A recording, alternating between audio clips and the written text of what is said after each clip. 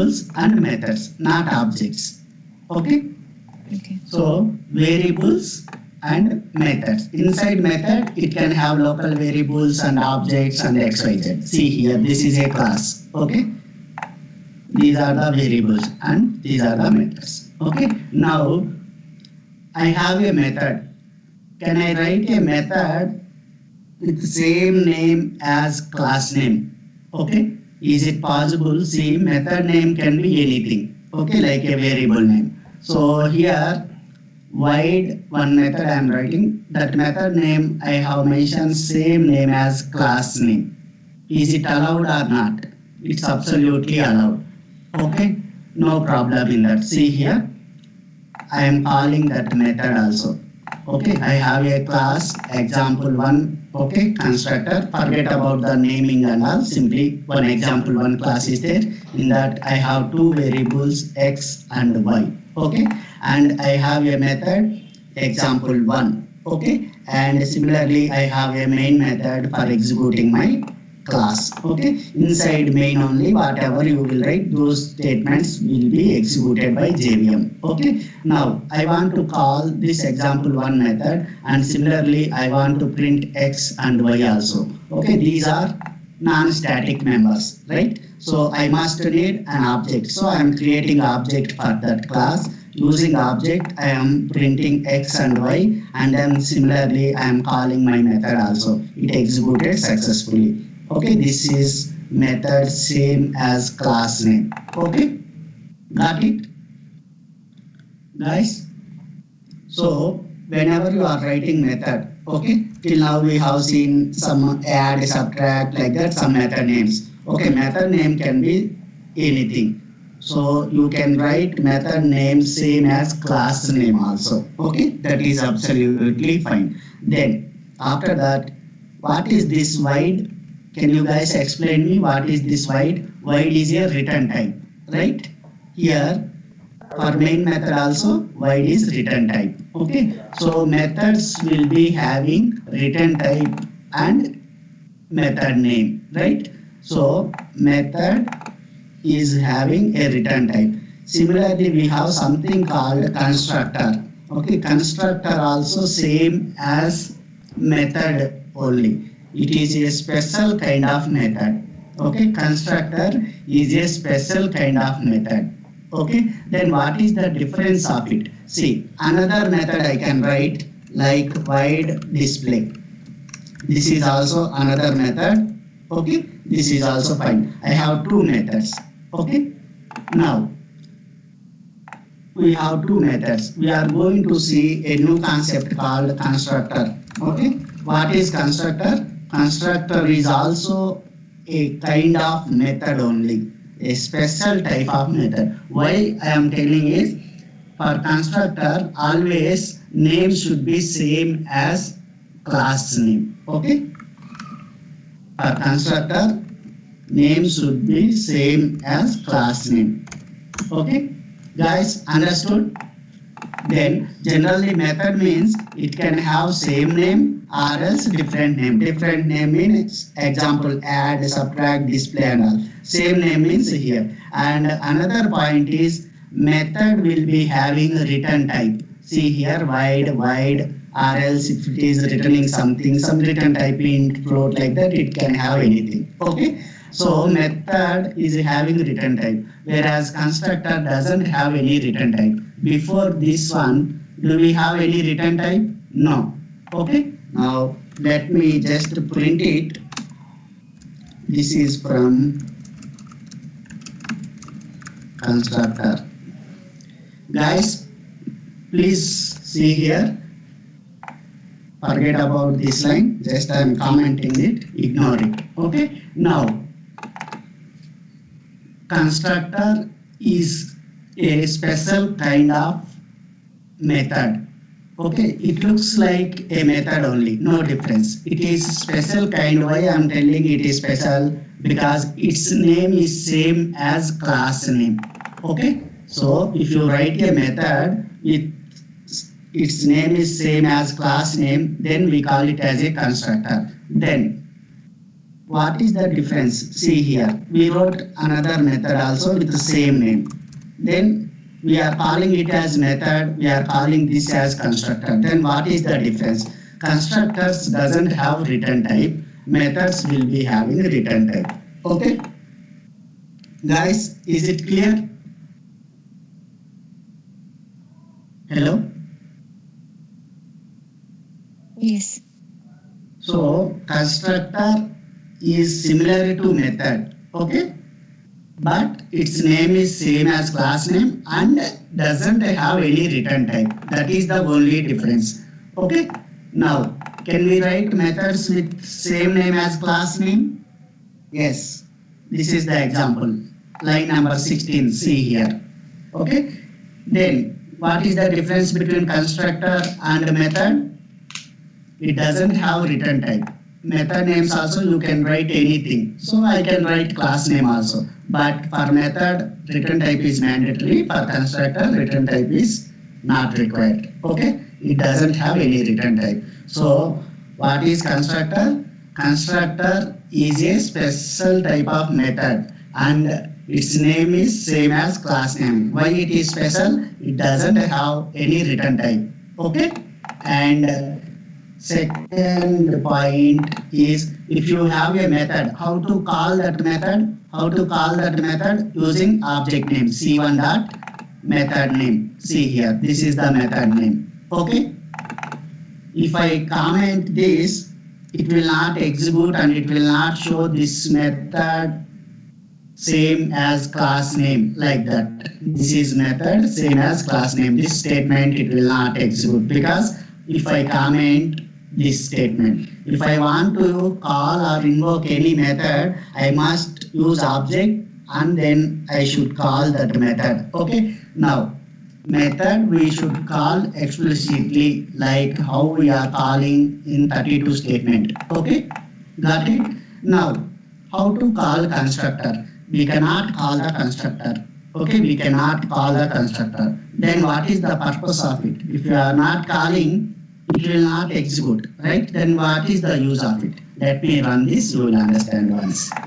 See here, in this example, okay, always it will execute whatever is there in main, that only it executes, right? JVM will execute. Now, anywhere in this main method, am I calling constructor?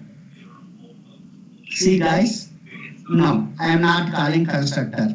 See here, I called only method and then I am printing x and y and first statement is object creation. So I did not call the constructor even though constructor executed and its statement it printed. Right? Now what we will understand from this, so constructor, see here, comment this, in this just object creation only we are doing.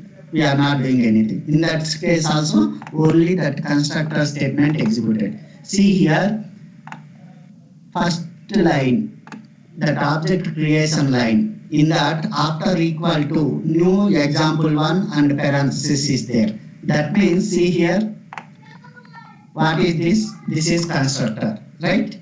Same as class name and parenthesis is there, right?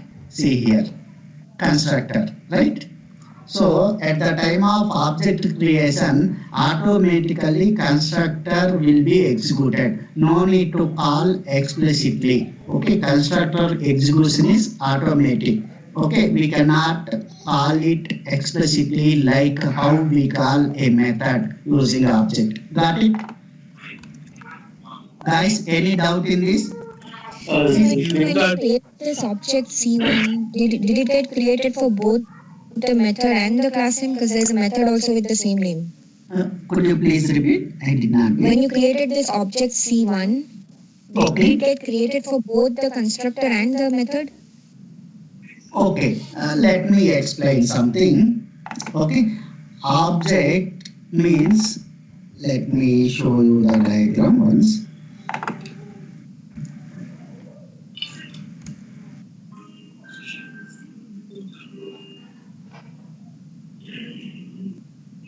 One second.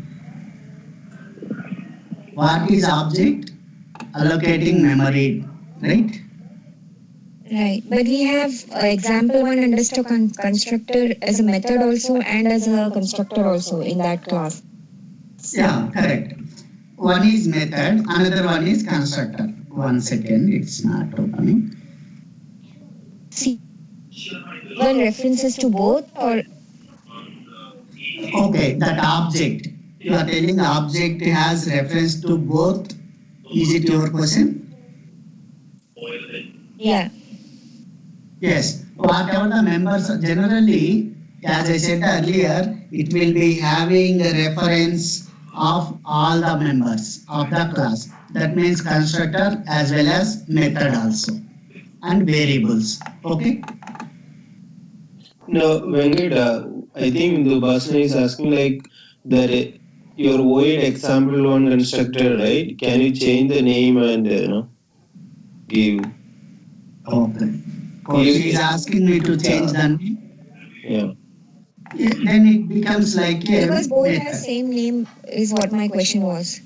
Yeah. Creating the object. No, it both is have having same name. Okay, you are telling here also earlier having same name. Though having same name, it is having written type. So JVM considers this like a method. Another one it considers like a constructor. Okay. But using C1, we can then call the method also. Yeah, using C1 we can call only methods only. Right? See here, earlier though method name is having constructor or something, it is not a constructor. This is line number 16, this is method only, right? It's not a constructor, just name contains constructor. That means because here I am trying to explain constructor example, that is the reason I gave constructor. So, Okay, I have a question on line number 21. So, 20. yeah, so why you have written this statement void display? 1 second, line number 21. No, this is just a method I want to show. Another method is there, like example 1. Here methods will be having return type.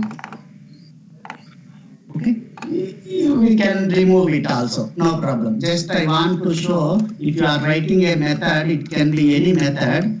Okay, so it should have some return type. Just I want to show that like these are the methods, all these three: main, display, and example 1 constructor. All these three are methods and it is having some return types. That's what I want to show. That is why just I wrote that empty body method. Okay. Upasana, did you understand? Yeah, I got it. Actually, it is a method only, not a constructor. Just name can be anything. That's why I gave same name as class name. Okay. What is the utility of the constructor? Yeah, that I will go to that one after this. Okay. What is the usage of it? Okay. Guys, understood? So constructor doesn't have any return type, whereas method will be having return type. Okay. For method, can we give same name as class name? Yes, absolutely fine. We can give. Okay. But it will be having return type so that JVM will differentiate. It is a method. Another one is like a constructor. Okay. Got it? Yeah. Yeah. Other guy asked about display. This is just a method, empty body method I implemented to show like method will be having return type. Okay. Now constructor. So constructor we understood, right? It will be executed only at the time of object creation. Okay. We cannot call it explicitly like how we call methods. Okay. Here whenever you call C1 dot example constructor, okay, this is a method, not a constructor. Only this is the constructor. Got it, guys?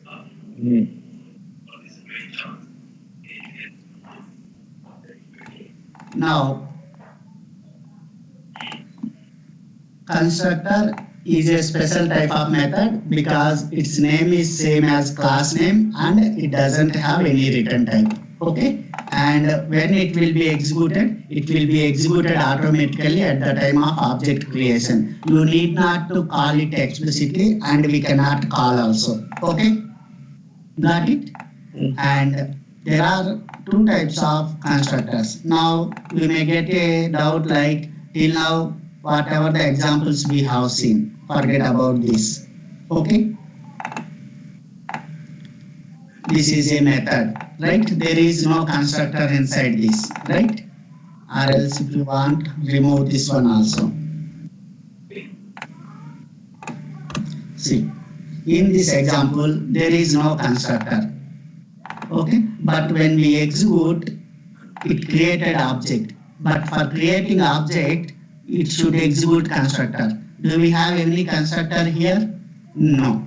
Then how is it creating object? Okay, creation of object is new example constructor, that means class name and then parenthesis, right? Here to execute this statement means it should execute this constructor, but that constructor is not there in our class. Okay, now the question is how is it executing that statement number 19. Reason is whenever your class doesn't have any constructor, that means there are no constructors in your class, then Java compiler will give you the default constructor. Okay, the Java compiler will give you the default constructor. Default constructor is the constructor which is given by Java compiler. Okay, now how it looks like? It is just a constructor and it looks like this. This is default constructor. This will be provided by JVM or Java compiler implicitly. Okay, because of this one, though we are unable to see it, it is there implicitly because compiler will provide that. That means if there are no constructors in your class, then it will provide the default constructor. Okay, that is the reason this statement is executing. Okay, got it guys? Constructor. Okay, any doubt in this constructor?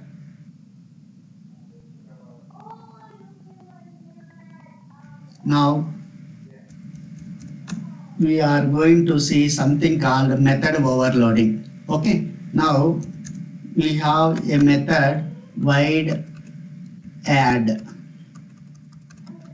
Void add is there. It will do addition for two variables, int comma y. In C programming, is it possible to write multiple functions with the same name? No, it is not possible. But in case of Java, it is allowed. Okay, then what is the use of it? We'll see. Okay, sysoout. What I will do is here x plus y we do. Okay, and another method I am going to write add with different parameters, float or take double, okay, and another double variable and x plus y. Okay, while calling, you call c1 dot add of int. If you pass integer values, it will execute the add method which is having integer parameters. If you pass double values, it will execute another one, 10.5.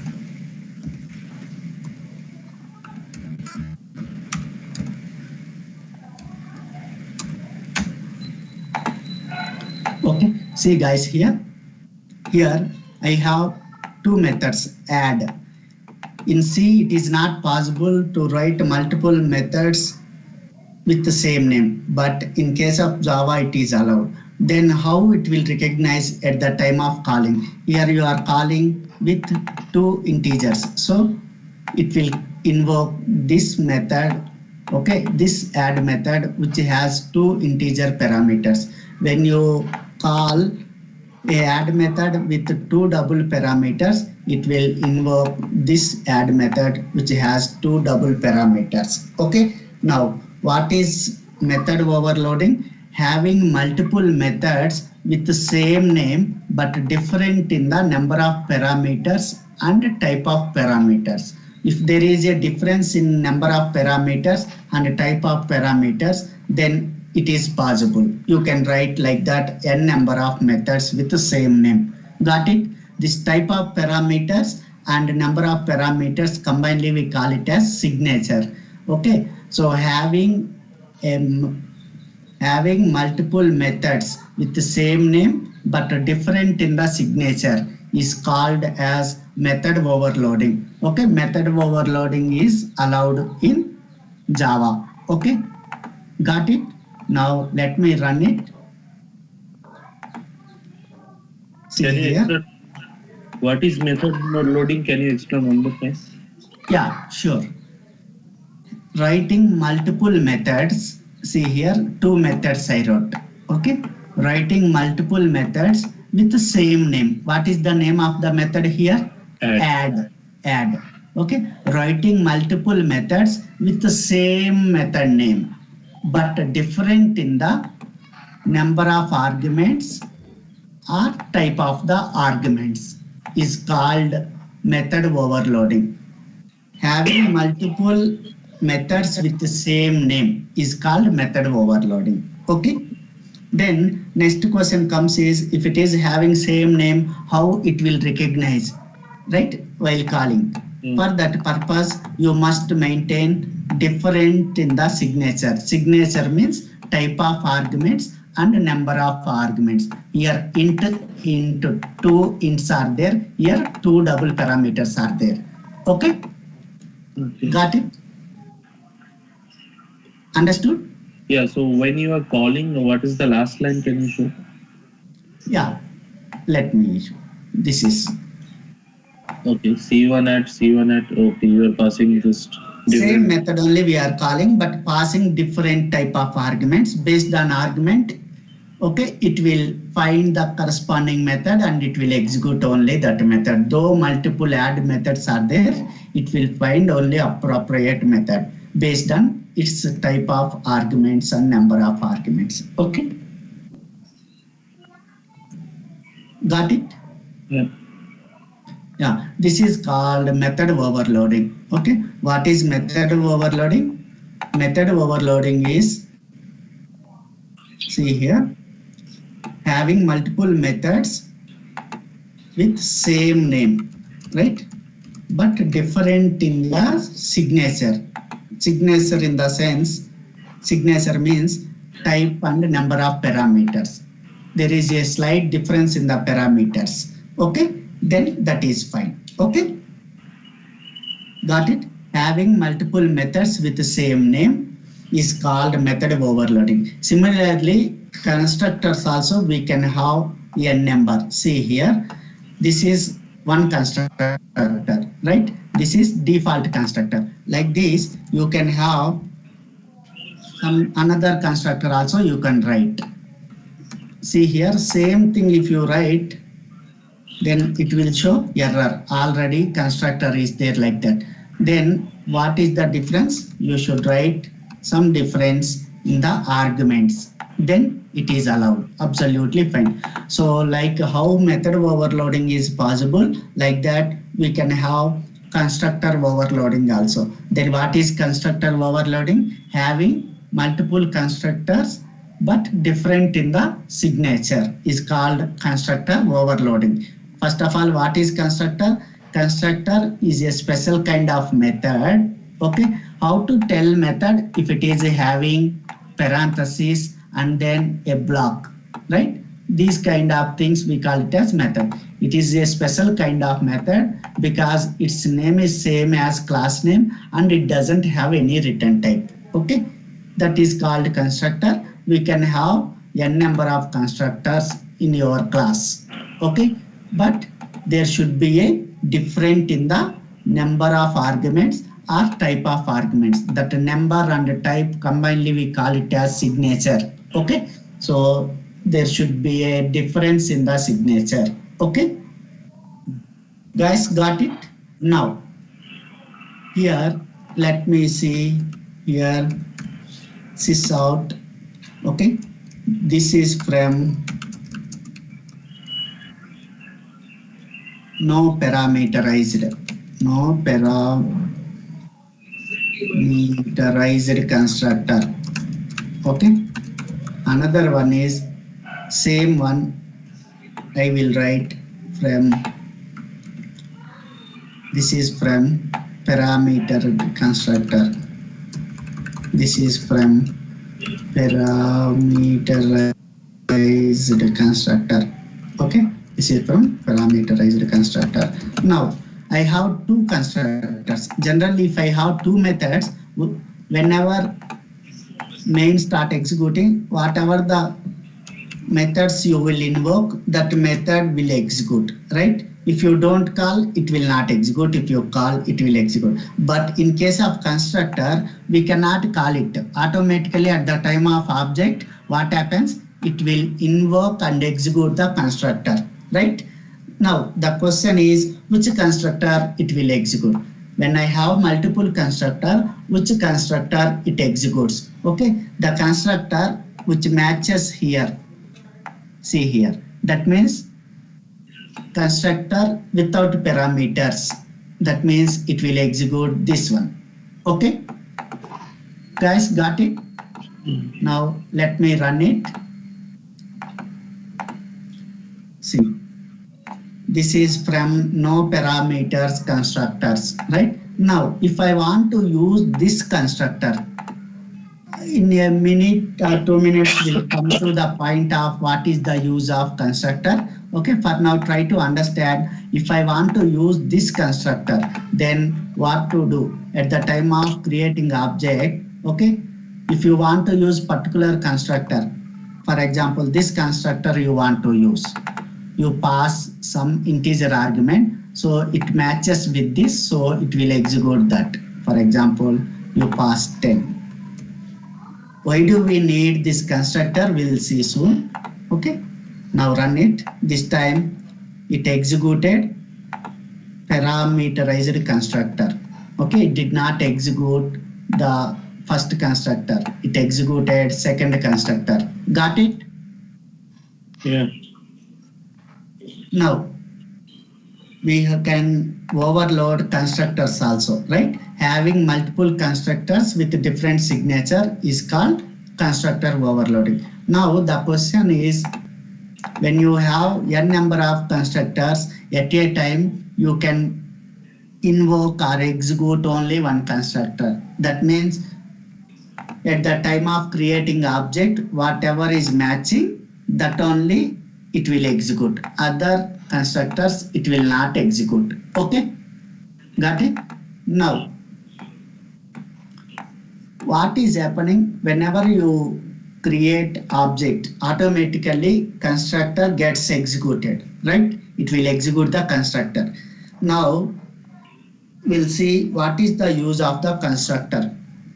See, if you want to initialize object data automatically after object creation, if you want to initialize your object data, if you use constructor, then it will be useful. No need to write separate method for setting the data to instance variables. Okay, got it? This is for initialization of the object. For example, let me show here. Here I have two variables. One way is you can put data here directly, x equal to 10, y equal to 20. Instead of that one, what you can do is int p comma into q. I am taking two parameterized ones here. Okay, x equal to p value I am assigning, y equal to q value I am assigning. That means what happens here at the time of creating object, you just call pass 10 and 20. That means its corresponding constructor is this one. It will execute. That 10 and 20 will come to P and Q. That P and Q values we are assigning to X and Y. X and Y. Here two instance variables. For those two, these P and Q values. That means 10 and 20 will be assigned. So the purpose of constructor is to initialize the object. Okay, got it? So Venkat, why do we need X and Y here? We can directly use P and Q, right? Where? So why do we need X and Y variables? When we pass 10 and 20, they become P and Q, right? And then in the method, we can directly use P and Q. Why do we need X and Y? No. P and Q. My intention is I want to assign these values to instance variables. How to assign it? Here, for example. So because you don't want to use local variables.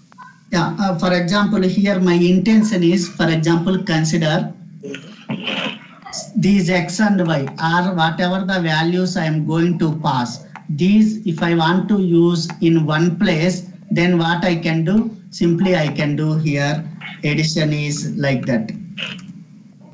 For example, let me show you some more detailed one. For example, I have add. Okay. Now add, remove it. Now X and Y, I will get subtract. Okay. Same parameters I won't take every time. Instance variables only I will try to use. Okay. Now I want to pass the data.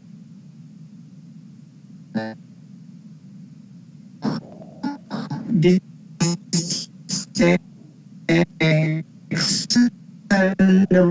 for add and sub methods, right? Now, if I don't initialize here, if I want to get those values, P and Q, I will get to constructor because I am passing to constructor, right? From constructor, I am passing. So this constructor will get those values. Here only I have how to perform Y. So other methods will get those values. P and Q are local to, so that values if I want to use in another scenario to instance variables, I can access instance variable. Guys, any doubt in this? Yeah, sure.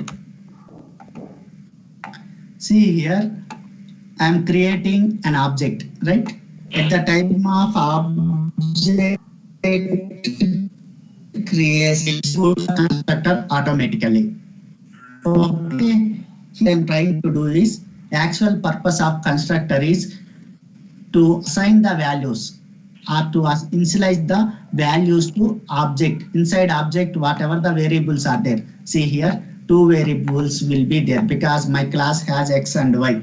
Whenever I create object, what happens? There will be a memory allocation for X and Y. Those X and Y, I want to initialize with some values, 10 and 20. So I am passing this 10 and 20 to constructor. So constructor will get those 10 and 20 into P and Q, right? Now this P value contains 10, Q contains 20. Now I want to assign those values to X and Y. How to assign? X equal to P, Y equal to Q. Through this, what happens? Automatically when you create object, constructor will be executed. From that you will get the values. Those values you are trying to assign it to X and Y. That means two instance variables. Okay? Okay. Guys, any doubt in this? So in where you are writing X equal to P and Y equal to Q, are you not writing any print statement there? Just here inside constructor. Yeah. Yes. Here my intention is just not to print the values. I want to assign it to instance variables so that the other methods, add and sub, which are using instance variables, should get those values. That's why I am doing assignment. Okay. Actual purpose of constructor is to assign the values to object variables, the variables which are inside the object.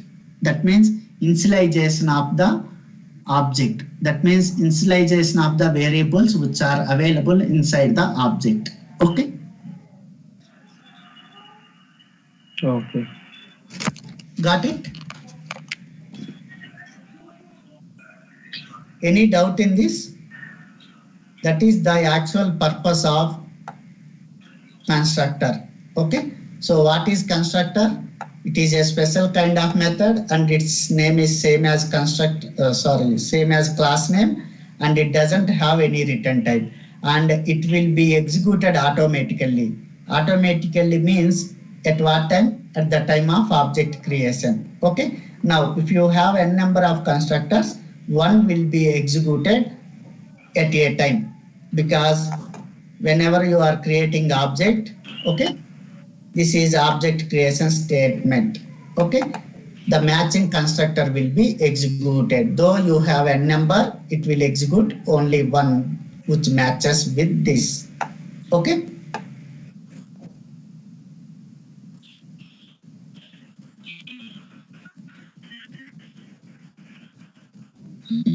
Now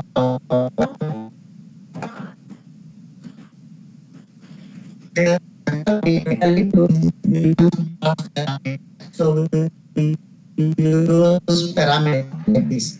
Another one is default constructor. This will be given by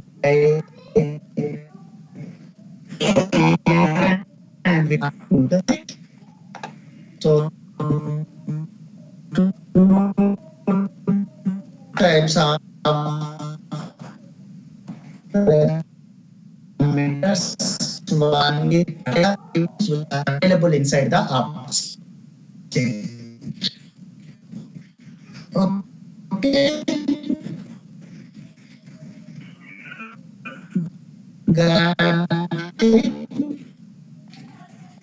Now we did not use any constructor. That means constructor statement is there, right? That means this is called constructor. Though we are not writing any constructor, time of object creation we are invoking the constructor. Then the question is, how come that constructor is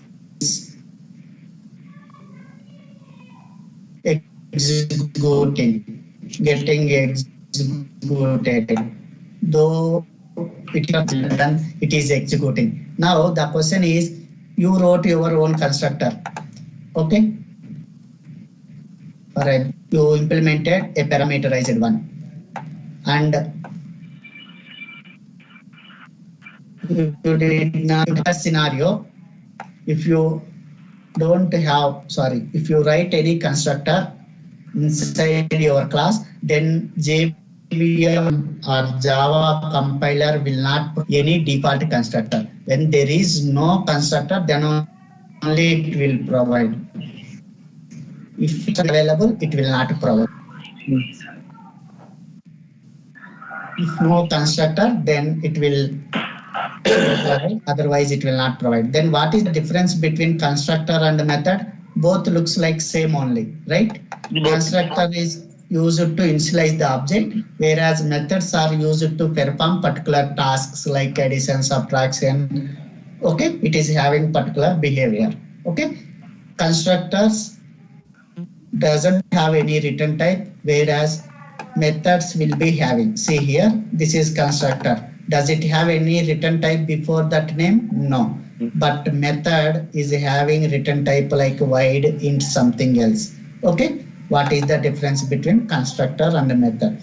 Now, constructors cannot be invoked or called explicitly. but methods we can call.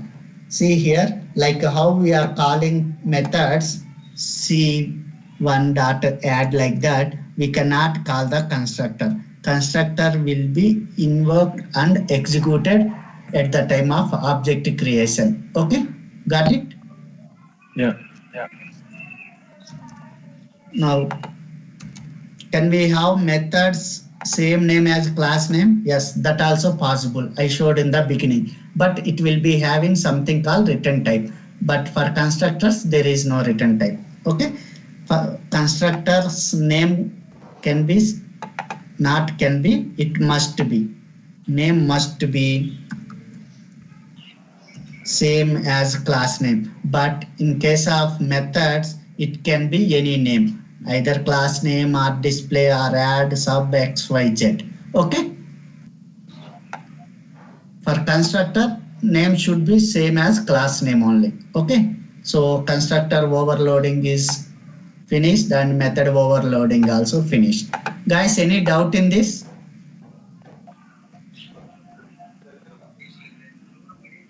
It has to be practiced. Yeah, just to go try. Okay, after this class, right? My best suggestion is if you are practicing more, you will get some doubts. You can clear those, and then when you practice, right? After 1 month, you will become more comfortable. Okay.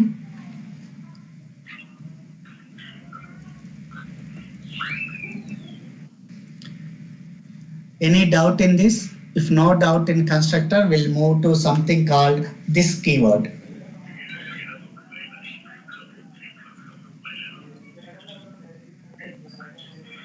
Venkat, in the line number 11, what is the line number 11? Yeah.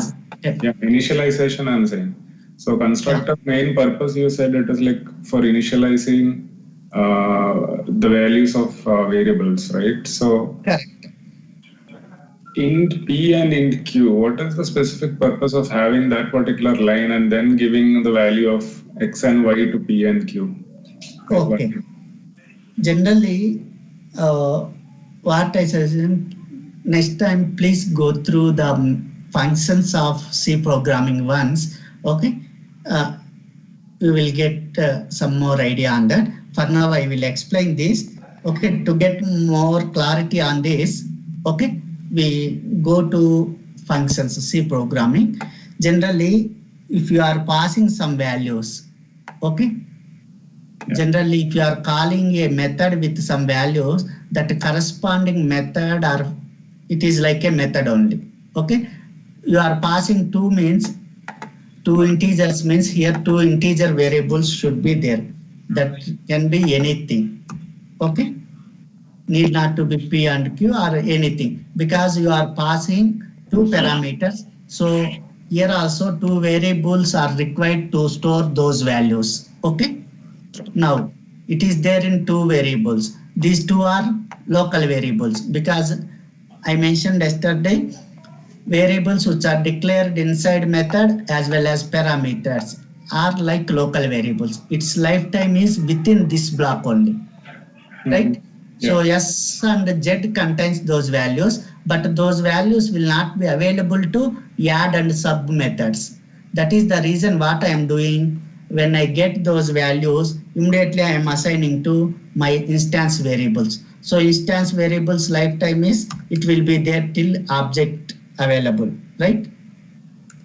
Got it? Yeah. Okay. Here you are passing 2 parameters. For that purpose, you need 2 variables to store those 2 values. Okay? Okay. So please go through C programming functions once, how to write a function, how to call the function. Okay. So this is just like a function only. Okay. All right. Is it clear? Clear, yeah. Thanks. This Z and S are local. Why are we writing? Here I am passing 2 parameters. So I need 2 variables. Okay. Those store those 2 values. These 2 variables store that values, but these are local. local's lifetime is within the block, so this cannot be available to add and sub. My intention is I want to use in other methods like add and sub and xyz methods. Okay, so if I want to access there, I should assign these values to instance variables. Okay. Yeah, thank you. Now let me go to something called this. Okay. Before going to that, let me explain this. Guys, this program, any doubt is there? I have a class example2. Okay. And it has two variables x and y. I am initializing those two, x to 10, y to 20. Okay. And I'm doing something called, I am printing here c1.x, c1.y. Okay. Now, what will be the output? 10 and 20, right? Now, I have another method, void display. Instead of printing here, what I can do? Control Z, void display. I'm going to use a display method to print those two values. Okay, sysoout x value I'm printing, and instead of writing those two statements inside method, main method, I wrote a separate method display. There I am trying to print these two variable values. Okay, now I want to invoke or call that display method so that when it executes display, what it will do? It will print those two values. Okay, any doubt in this program? Guys, any doubt in this program? Now consider I have another variable, okay, int x equal to 1, local variable. Similarly, int y equal to 2, local variable. Now, if I run, what happens, we'll see. See guys, here I am going to print x and y. What is the output I will get? Here, it will start executing main method. When it start executes, it will create object created. Okay, using that we are calling display method. So display, it will execute. Then it started, created x and y, two local variables, and it is trying to print x value, y value. Here I have two types of variables. One is instance xy, another one is local xy. Which one it will print? Local. When you have local variables and instance variables with the same name, then always priority will be given to local variable name. Okay?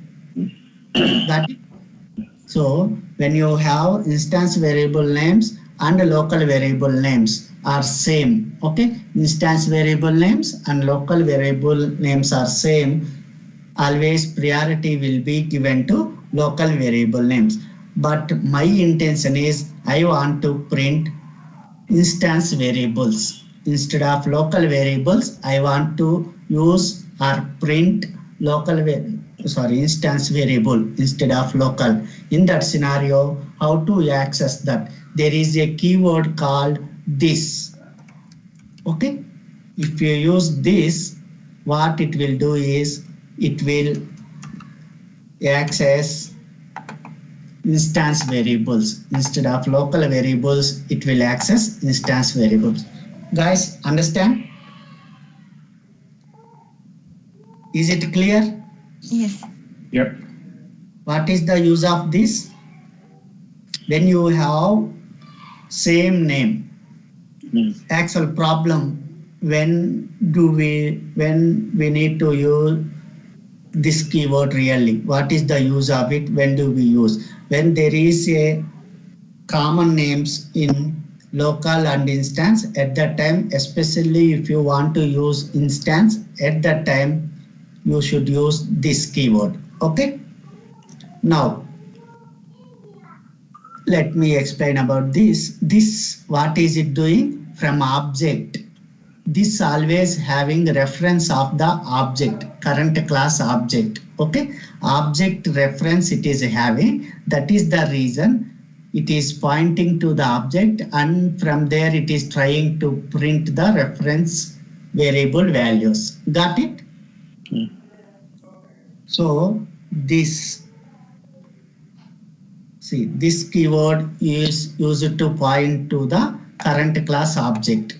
Okay, its main purpose is to differentiate between instance variables and local variables when both are having same names. Okay. Yeah. Now let me go to another example. Here I have a class student. Okay, example 3, student. Okay, so just what I am trying to tell here is, just I am going to use this and I am going to explain the importance of static. Okay, when we declare variables as static.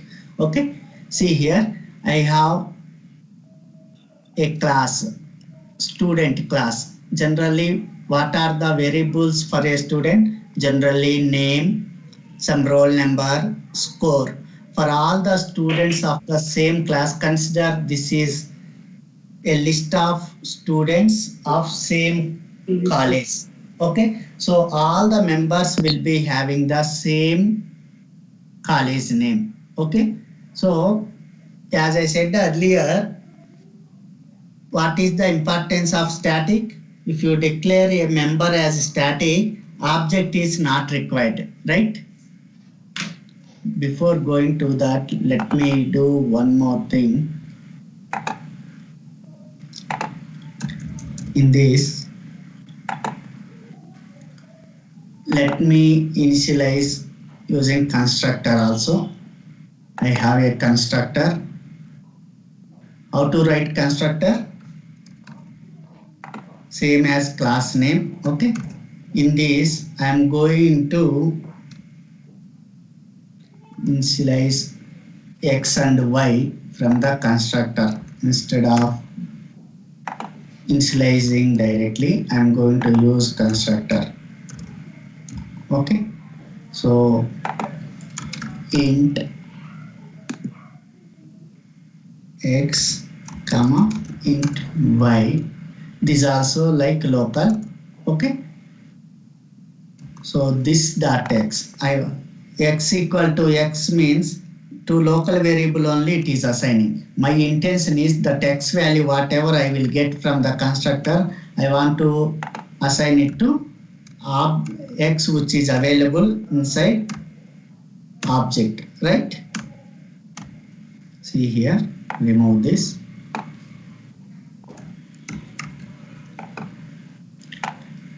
Okay, now see guys, here it is showing error. Can anyone tell me why is it showing error? This constructor is clear. I am trying to pass two values 10, 20 from here. Okay, this time it gone. Okay, any doubt in this program? So I have a constructor to initialize my instance variables. Okay, just I'm going to use this also in the same program. That's why I gave, instead of p and q, I gave local variables also x and y. That means parameters. The text value I am assigning to this dot x. That means to object. This y value I am assigning to this dot y. That means y which is available inside object. Okay. Now here I can create like this. For a class we can create n number of objects. Okay, C1, C2, like that. If you have a class, for that class you can create n number of objects. There is no restriction like for class 1 object only you should create, like that. There is no restriction. You can create n number of objects. Okay, now Oh, what? Hello?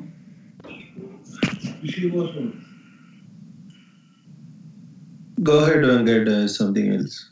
Okay. So if you have a class, we can create object for that. For same class, you can create n number of objects. Now I'm going to create two objects. Okay. So what happens? It will create two objects.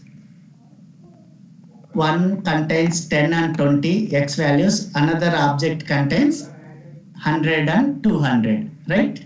Now display one, if you call display, same display method, okay, using object one, it should print 10 and 20, and the same method if you call using another object C2, it should print 200, 100 and 200.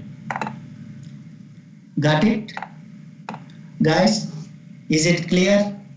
You can create n number of objects for the same class. For each object, that data is different, right? Now, for each object, there will be a separate set of instance variable. Now, my intention is for this full class, okay, though you have n number of objects, that means if you have a class, you can create n number of objects. Even though you have n number of objects, each object wants to access one common property. That means irrespective of objects, if you want to assign some values common to all the objects, in that scenario, you must use static variables. So static variables will not be created every time. It will be created only one time per class. For example, if you have static z equal to 345, okay, static int z, okay, equal to 345. See, if you create object every time, memory will be allocated for only instance variables, not for static. For static, it will allocate only once. Okay, 345. Okay, so one time you write and then you print that sysoout, okay, z. Okay, now see here, for each object that static variable value is coming same. You called display 2 times, so 2 times we got it, same value. So static variables creation will happen only one time. It is not specific to object. For all the objects of the same class, static variables will be created only once in a static area. Okay? Got it? Guys, any doubt? Now, yeah. Please tell me, what are you asking? No, I'm okay. I'm just. Okay, understood, right? Guys, if any doubt, please ask me. Okay? So, for a class, you can create a number of objects. For example, if it is a student class, you can create 10 objects if there are 10 students. If there are 100 students, create 100 objects. Okay, now let me explain this. For student class, for each student, there will be a name, roll number, score. But for all the members, common one is college name. That's why I mentioned college name as static. Static members, for static members, memory will not be allocated every time. It will allocate only once. Okay, and the same one can be accessible by all the objects. Okay.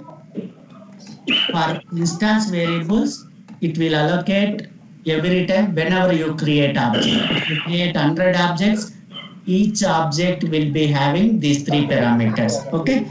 Now I am trying to assign values to these instance variables using constructor. Okay. It doesn't have any return type. and name is same as class name. That means it is a constructor. Using this constructor, I am taking names, roll numbers, and then score. Here only see in the same program I am going to use this also, because local variable names also I gave same as instance variable name. So differentiation purpose we must use this. That means initialize object. Okay.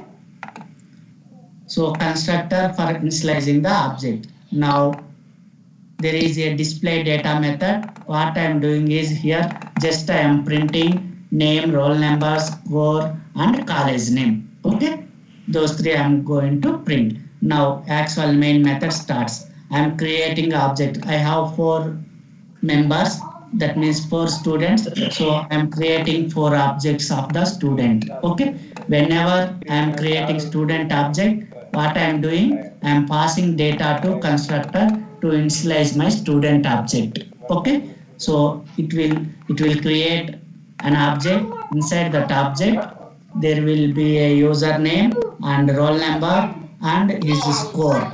Those values will be initialized with these 3 values, and that object reference is pointed by S1 variable.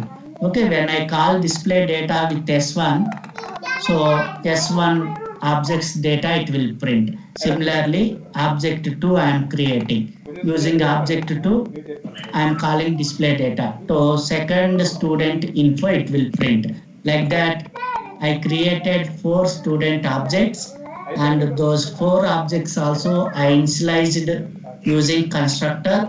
Okay, and I am trying to print that 4 students data. Okay, and 4 students are having common attribute college name. That's why I made it as a static. So it will not be part of object. It will be separate. That means in static area there will be a variable college name. Because this variable is static, it will create only once, and it will be having MIT college name, and it will be accessible by all the objects. Got it? Guys, any doubt in this program?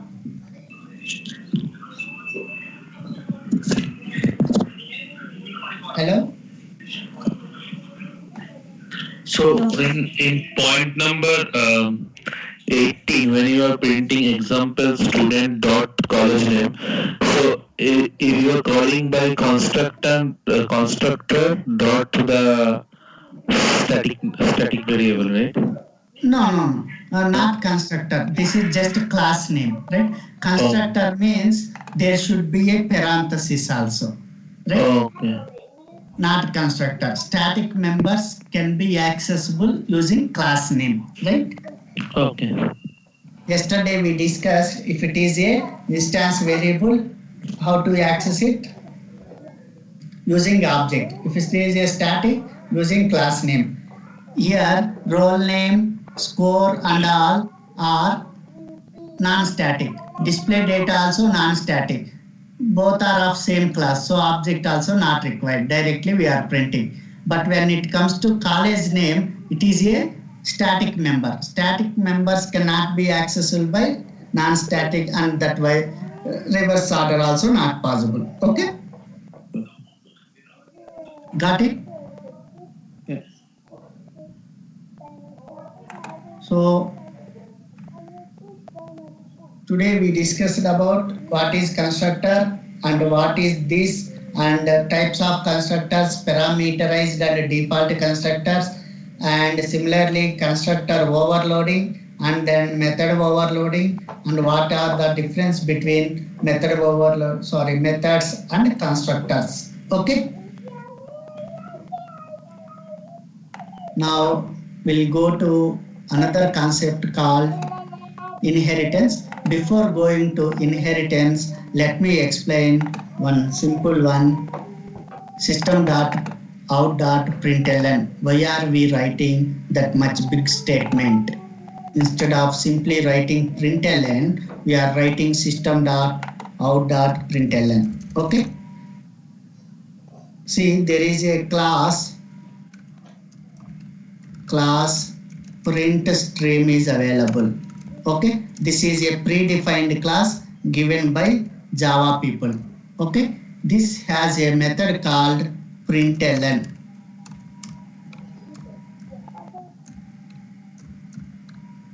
Okay, so actually it has some code to print data on the console. We are going to use this println, right? So whatever we will pass in double quotes, it will take that, and we are passing in string means it will take this and it will try to print on the screen. Now to call this println, how to call generally in our program, if you want to use println, how to call? Guys, please tell me how to call. We must create an object of print stream class, right? Print stream p equal to new print stream like this, and then p dot println we have to call like this, right? But this object print stream class object we cannot create because there is a restriction. Later you will understand. For time being, you consider we cannot create objects for some of the classes. Then what is the use of it? We'll see later. Okay. Now there is a restriction like we cannot create an object of print stream class because they restricted it. But to use that one, I need object of print stream class. Got it? Now print stream class object I need it, but this p I cannot create. But same print stream class already they created in another class. See here, consider there is a class system. Okay, inside that object they only created, but they did not give permission to us to create, but some they already created. Okay, they created an object of print stream class like this. Consider its name is out. Okay, now print stream dot out, and they made this one also as static print. If I have a static int x, how to access it? System.x means I will get this x, right? Guys, understood? Yeah. Now I need this out because if I have that object, I can call println, right? Because it is an object of print stream class. But to call this out also, we should create object, but it is a static member without creating object. How to access out? Out means directly do we get out? No. No, That out is a member of some class, that too it is a static member. So in system class, out is there. This full means this out. Okay, that means print stream class is there, object is there. So using that we are calling println method. Got it? Yeah. Guys, any doubt in this? Why are we writing system.out.println? No. So println method is available in a class called print stream class. Okay. To access that, we need object of that class. That object is already Java people created. Its name is out, and it is available in system class as a static member. So instead of creating, what we are doing, using system.out. That means we are getting this object directly print stream class. So once if I have the object of that class, using that I can call my println method. Okay. Now let me explain one more thing. See here, if you print here sysoout one integer, you print hello. one string you are printing. Similarly, you are trying to print 10. Okay. Similarly, we are going to print 10.5 like that. So different data type. See here, every time println only you are calling, but with different parameter. One type string parameter, one time integer parameter, another time double parameter. Okay. So print is inside print stream class, same println method is available multiple times, like println. Okay. This is wide. Okay. This can be accessible by all the members. So public wide. Okay. Like this. With the string argument, one is with integer argument. If you pass integer, this method it will execute. If you pass string there, it will execute this. If you pass float or double, it will execute another method. If you pass boolean, another method is there. Okay. Like this, different println methods are there with the same name but different in the signature. Okay. Println is one best example of method overloading. Got it? So when we have both a string and a variable also in the println statement, which method will get executed? Which method it will invoke? Good. That I will explain now. Soon we are going to discuss that one also. Okay. Like this, you have 11 println methods. Okay. 11 println methods. Let me show this class.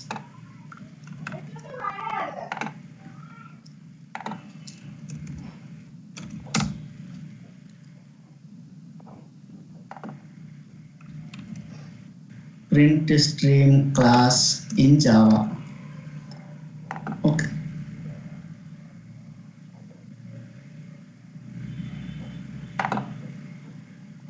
See here, if you go to methods, if you check for any class, right, it will show what are the constructors inside that, what are the variables, these many constructors are there for that class. Okay.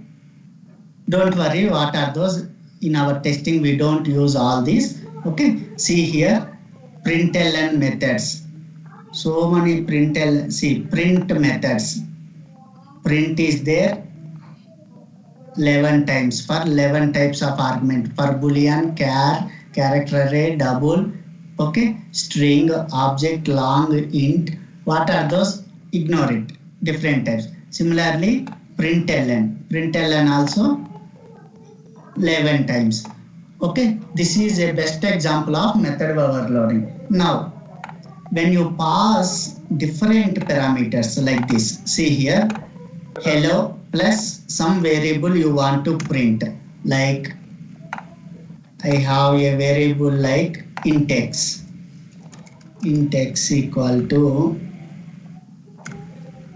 10. Okay.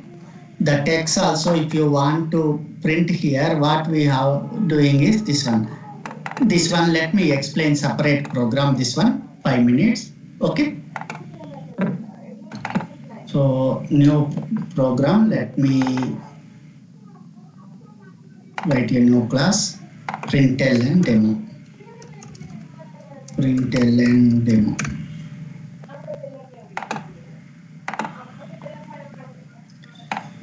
Inside this, int x equal to 10. Okay. Syssout. Generally, syssout, what it will do?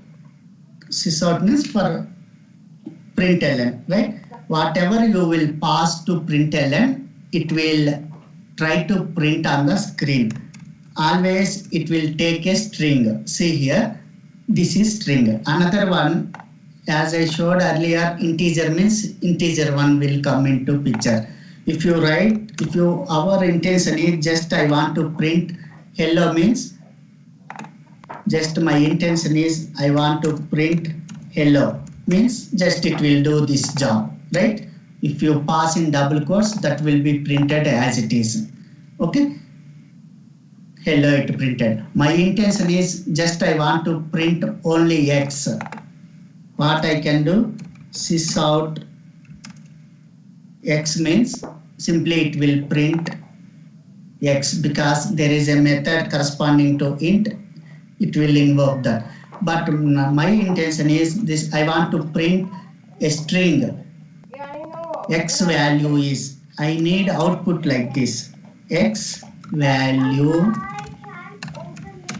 is 10, like this if I want to print. In that scenario, what we have to do is, one second, we use something called concatenate operator. Plus is concatenate operator.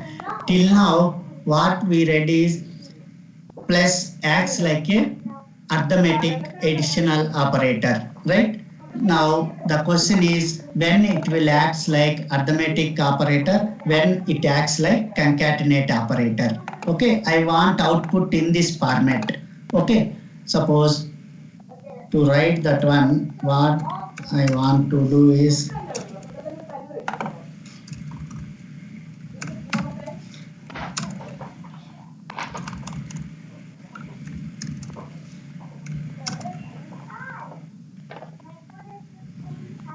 see guys, in this I want output in this format. What is fixed value in this? X value is fixed, right? Always it should come as it is. That's why I am putting in double quotes. Whatever you will write in double quotes, it will come as it is. After that, if you want to print some variables, you should use plus and then write that variable name. Okay, now I wrote like that, then it will show X value is 10. Okay, now understood how to print some string plus in between some value also. Okay, to whatever you want to see on screen, that you write it as it is if it is a fixed value, and plus if it is a variable, you write that variable value which one you want to print. Now the question is which Println method it invokes in this case. Okay, before going to that, we'll see about plus. Plus will act like binary arithmetic operator. Arithmetic operator. Okay, sometimes it will act like concatenate also. Same plus will concatenate operator. When it acts like arithmetic, both the operands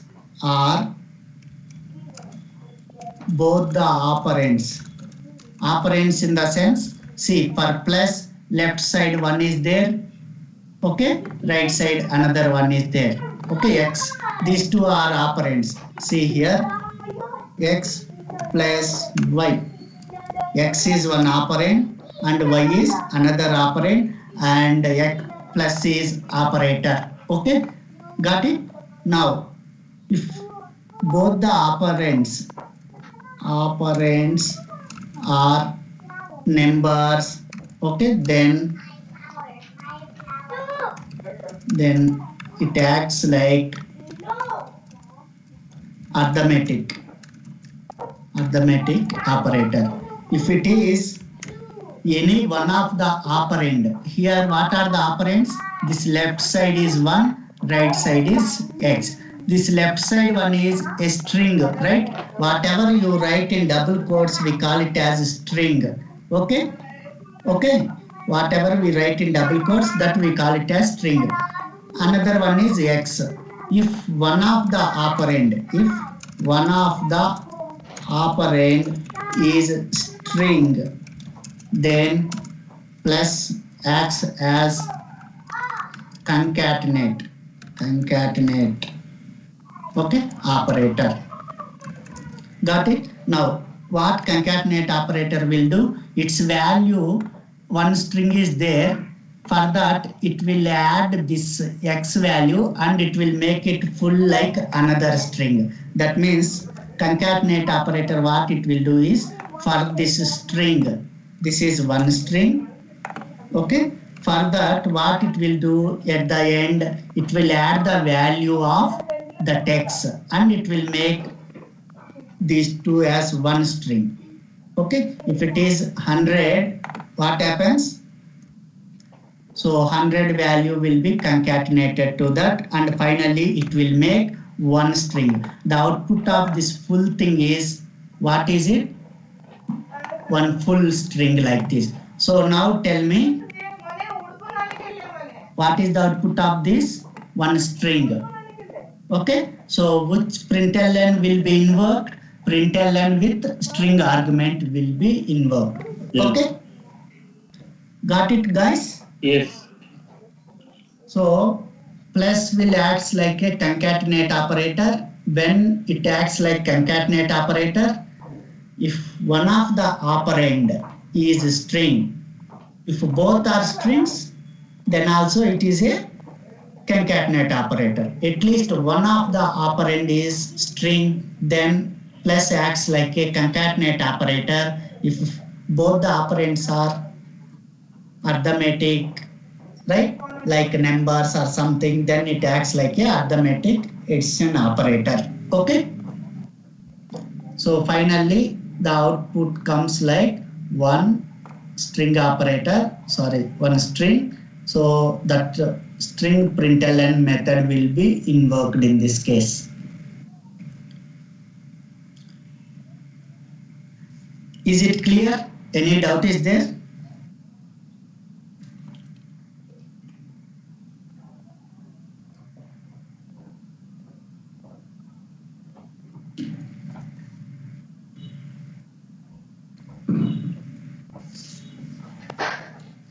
Guys, if no doubts, I'm going to new concept called inheritance. Okay.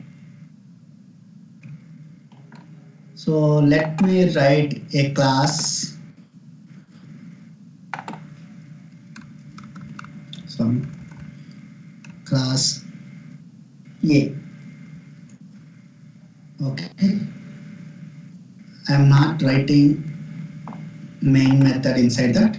Class A has two variables, int x,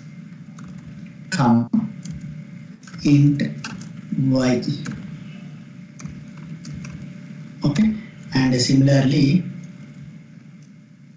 void add. Okay, now void add is there. Okay, I'm going to print here only addition of those two, x plus y. See guys, in this case what happens? System.out.println, which println it will invoke? X plus y. Two operands are integers, so it will calculate addition of the final result is integer. So println with one integer will be invoked. Okay. If you see here, we can identify this. Okay. Println index. Similarly, println with string. Okay. Got it? Now I have a class A. It has some variables and methods. Another class I am going to write B class. Okay. Now in B class, if I want to use X, here I am going to write a method void display. Okay, void display. My intention is I want to display those two. Okay, my intention is I want to display variables which are available in class A. How to access those two? Guys, how to access X and Y in this class? by creating object which will call the class A. Correct. Okay, create object for A. Till now what we have seen is inside main method only we created object. We can create anywhere in the sense in any method. Okay. So A1 I am going to create an object A1 equal to new A. Okay. Using that what I am going to do, I am going to call x and y and then printing. Okay, a1 dot x. Okay, and similarly a2 dot y. Sorry, a1 dot y. Okay, now this display if I am call in my main method, I am writing main also, public static void main. Okay, so because to execute my program there should be some entry point, right? That is the reason main method I am writing. Okay, so main method. So I want to call this display. Okay, what to do? b1, right? b1 equal to new b, because display is available in B class. Okay, so b1 dot display I will call. Okay, now is it fine? So in B class I want to display the data of A class. So what I did in display method, I create an object and then I access the data. Okay, got it?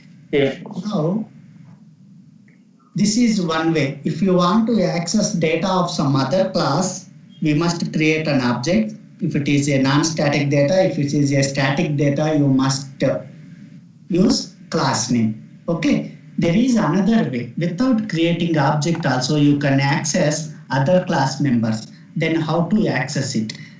There is a relation between these two classes. If there is a relation between these two classes, then we can access it. Then how to link these two classes, how to make these two as relatives. There is a keyword called extends, extends. Extends is a keyword, which class you want to extend. Okay, extends is a keyword. If you use extends and if you write some other class name, that class data also will come to you. Okay, in that case, there is no need of writing, no need of creating object. Okay, now what is it? We'll see. First of all, generally basic thumb rule is if you want to access data or members of any class, you must create object. That is one way. That is what we have seen just now. Now there is another feature. Without creating object, also we can access members of other class. Then how to access? If there is a relation between these two, then how to relate that using the keyword called extend. What it will do is extending the class A, class B we are extending with class A properties. That is the meaning of that. That means class B gets all the properties of class A. That means all the members of class A. Okay, that means here maybe we are not seeing here like it is invisible format, but all those things are inherited to this class B. Okay, got it? Yeah. So all the properties of class A are inherited to class B through extends. Okay, now this class B is getting the properties of class A. Now we'll see, will it show or not? See, 100 and 200 we got it. We did not create any object, simply we used X and Y, because though we are unable to see it, implicitly through inheritance we got the not only variables, methods also we will get. Methods also we will get. If we want just here call one method, call another method, right? because see here main also one method. It is calling display method, right? Similarly, display method can call another method. Another method add also we can call. See, add simply you call add because though we are unable to see there through inheritance, all these things will come into this one by default. Okay, but it may not be visible to us. Okay, like this it came. Okay, got it? But Through why inheritance. why this inheritance is required? Because I have the main class, I can write the code at my main class only. Why this is required? Why is it required? Yeah, that we will see. After some time I will explain that also. What is the use of this when there is a option of creating object and accessing, why is it required and all will see. Okay? I will explain soon that. Okay? See here, one way is through object creation. Another one is without that also using inheritance we can get properties of class A into class B. Now When we can call. do Yeah. both the classes need to be in the same package? That need not. You need not to maintain both the classes in the same package. Okay, it can be in another package also. No problem. In that case also we can extend it. Okay. It's not mandatory like the class what you are going to extend or inheriting that should be in the same package. One can be in package 1, another one can be in package 2. Okay. Okay. Now, but it should be in the same package, same project. If it is not in the same project, what you can do, at least generally Java people gave us some of the classes. Okay? Or this program only, this project only you are going to give it to someone else. In that scenario, what we will do, we will create a jar. That jar we will give it to those guys. They will add that in their build path. Project, build path, configure build path. Okay? Here we will add that jar.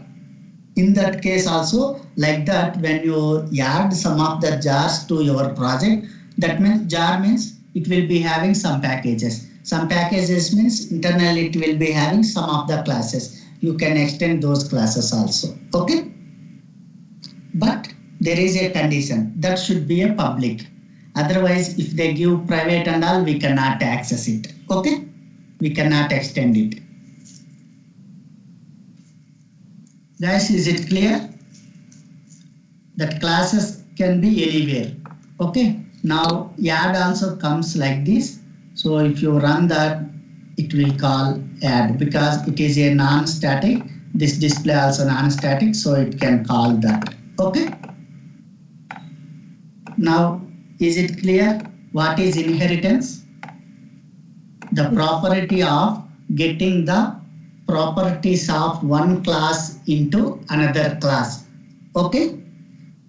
Is called inheritance. The property of getting members or properties of one class into another class is called inheritance. Okay.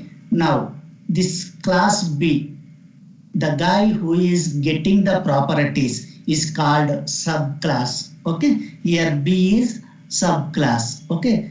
The guy whose properties we are getting, A properties we are getting, class A properties we are getting, that class is called as superclass. There are two classes.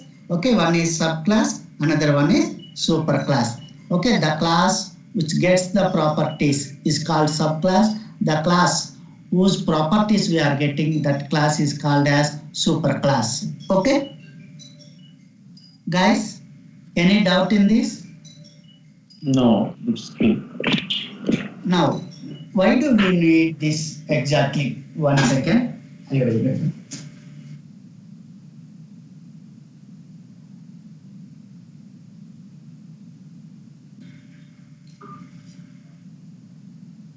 See, some of the frequently used operations will be there. So consider, when we go to Selenium, you guys will understand the actual importance of this inheritance. Okay, there is a click. Generally, in testing, what we do, we click on some operations or some options, right? So every time we do click, click, click, click on different web elements, right? Similarly, we'll enter some data, and similarly we do submit, click that also. Like that, some frequently used operations, all operations will write in one class. That operations will use everywhere.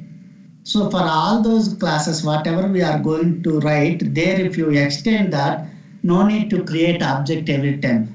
Create object and then use, instead of that, you write in one class, okay, and extend that class so that all the members of that class will become like your class members through inheritance. So you can use like your own class members without creating object, so that object creation statement you can avoid. So what kind of classes we should inherit? The most frequently used methods where we will write that classes we should extend. Okay, that don't worry if you don't understand the importance now. When we start Selenium, definitely you guys will understand, because without that we won't write even simple program. Okay, there you will understand the actual importance of it. So how it works, that if you understand, that is enough for now. Okay. Most frequently used methods will write in one class. That class will extend it. Okay. Guys, any doubt in this inheritance? No. See here, in inheritance, what is superclass? Here in this example, Superclass A. Superclass. Right? Subclass is B. A class properties also B will get. So suppose consider in B class you have another variable Z. Okay. If you create object of B, how many variables you can see? See here, B1 dot X, Y we got from his parent A. See here, you can see here, X, Y, 2 variables. From where we got? From class A. Right side A means these are the members got from class A through inheritance. Okay. Z, B also available. So X, Y, Z, 3 variables. That means both super and subclass members will be available to subclass. Right? Yes. So in this subclass, I can write new methods also, right? Yes, you can write. Along with the superclass method, I can write new methods in class B, subclass, and by utilizing both, we can write our program, right? That's the Yes, exactly correct. Here one example is display we wrote. If you want, you can write more. So it is like normal class only. You can have your own variables and methods. The benefit is super class 1 also you will get. But super 1 will not get. Consider our parents have some properties. Okay. So we will get their properties, but our assets they won't get. Right? Their assets we will get, but our assets they won't get. Right? Whatever we will earn plus whatever our parents have, both we will take. But whatever we are earning, our parents may not get. Actually, if you give, it will come in real time. Okay. But in case of this programming, okay, this class, super class won't get subclass properties. Okay. But subclass will get super class properties. Okay. So always we should create object for subclass, so that you will get the benefit of both the properties. Okay? yes. Got it, guys? Yes. Yeah. Yeah. Here I want to tell one more point. Suppose another class C is there. Consider class C. Okay. Like this, A comma C, we should not write. It is not allowed. Okay. See, there is a class C also available. In that scenario, we should not write C. Okay. Because inheriting two class properties is called multiple inheritance. It is not allowed. Okay. Why is it? I will explain you in a minute. Okay. See, for all the classes in Java, by default, its superclass is there is a class called object. Forget about our object, whatever we have discussed till now. There is a class called object. Okay, one class name object is available in Java. For all the classes, this is the superclass by default. Okay, now if you are trying to inherit two classes, see class A. What happens? Class A will get properties of, though we are not seeing here, extends by default. Okay, object will be there by default, but we are not seeing this. By default, it gets all the properties of object also. Okay, consider here there is a variable x is available. That x we will get by directly here, right? If you write class B, though if you don't extend, what happens? That x by default, object is the superclass for all the classes in Java. So this x comes here also. Now you are going to write one class C. Okay. Inside C also you will get x. Okay. How? See, by default, if you don't extend anything, by default object class is superclass, right? Now C extends A. If you write like this, what happens is by default for A, object also came, right? So object class property x came here, and similarly class A things also will be there. So this object class and x class properties, both it will get. That means it will get A contains internally object class property x also, as well as A class property also. Got it here, guys? Any doubt in this? Now, if you write B, what happens is this x available in B also. So A also contains x because through object class inheritance it got it. B also got it. From where it has to access object class properties is the question. Okay, that's why some ambiguity problem is there. That is the reason Java doesn't support multiple inheritance. Got it? Guys, any doubt in this? No. So Venkat, in your Java program where you've written the class A and B, Yeah. now if I create a new class C and I say class C extends B, then that C will get both A and B properties, right? Yes, correct. See, let me write another one. Okay, class C we are going to do. See, create class C. Okay, in C, if you write extends B, right? EXTENDS extends B. That means here, first of all, what it will do?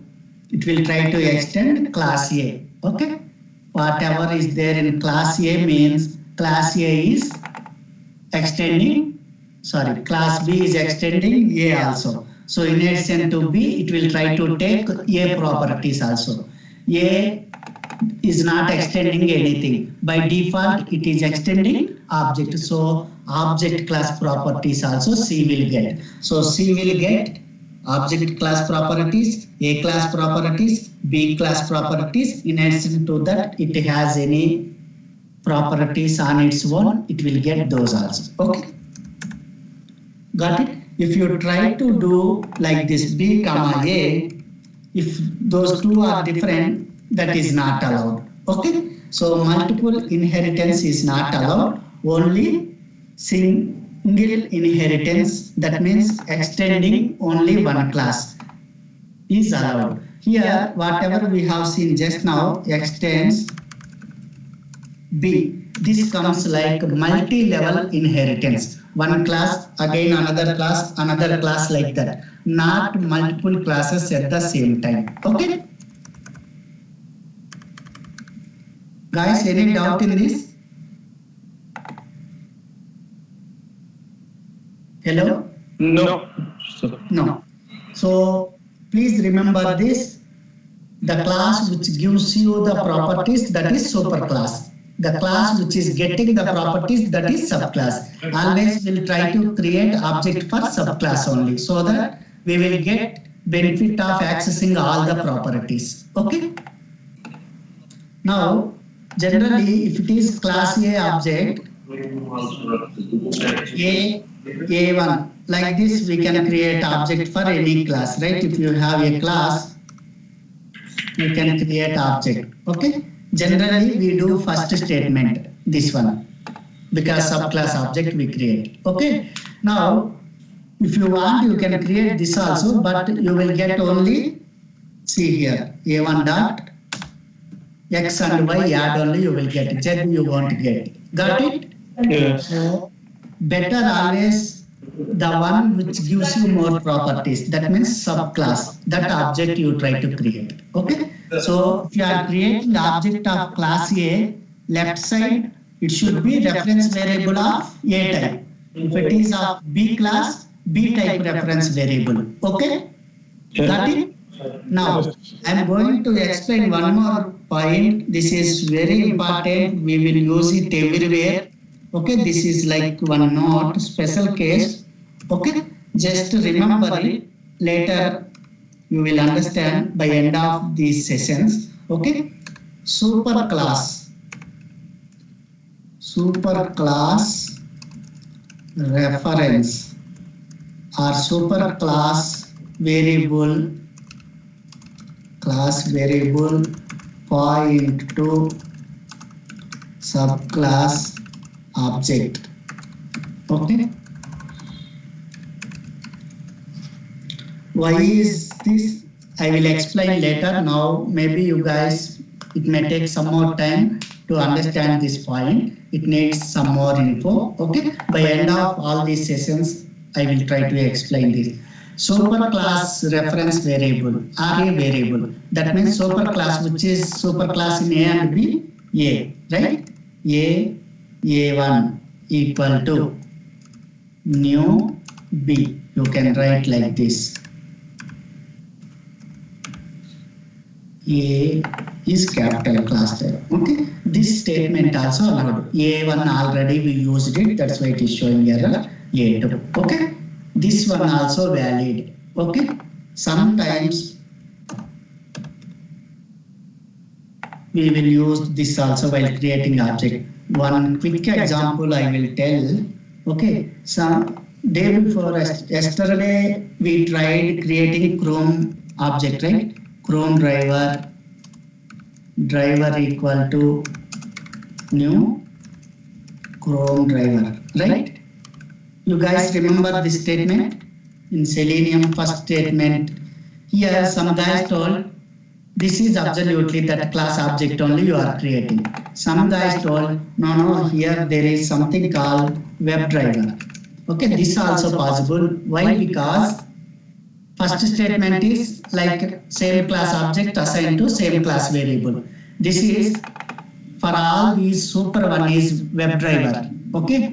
Under web driver, so many subclasses are there. One of the subclass is Chrome driver. One of the subclass is Firefox driver.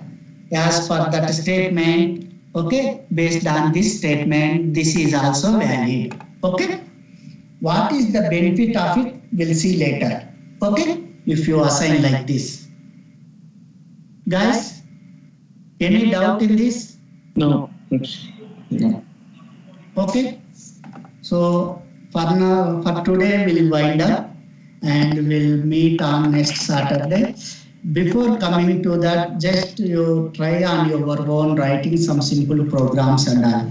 See, generally when we use this inheritance, if you want to use some other class properties, okay, without creating object and all. General, if you see the case of some example is take an employee and manager. Manager also a employee. So whatever employee is having, manager also will have same. In addition to that, he will be having some more extra responsibilities. So we'll write employee class. Whatever is common for all, we'll put it in employee, and same will extend to manager class. Okay, there whatever the extra features managers will be having, those will try to implement. Okay. So, Venkat, when you will share today's recording session, give us some problem like yesterday you gave. So, for that. Okay. Yeah, any assignment that will help if you give an assignment. Yes. Okay, just I will send you a mail. Okay. Yeah. Please try to implement those, and if you guys face any problem, we'll see it on next Saturday. Okay. Okay. Okay, guys. Have a nice day. Okay. Bye. Thank you. Thank you. Thank you.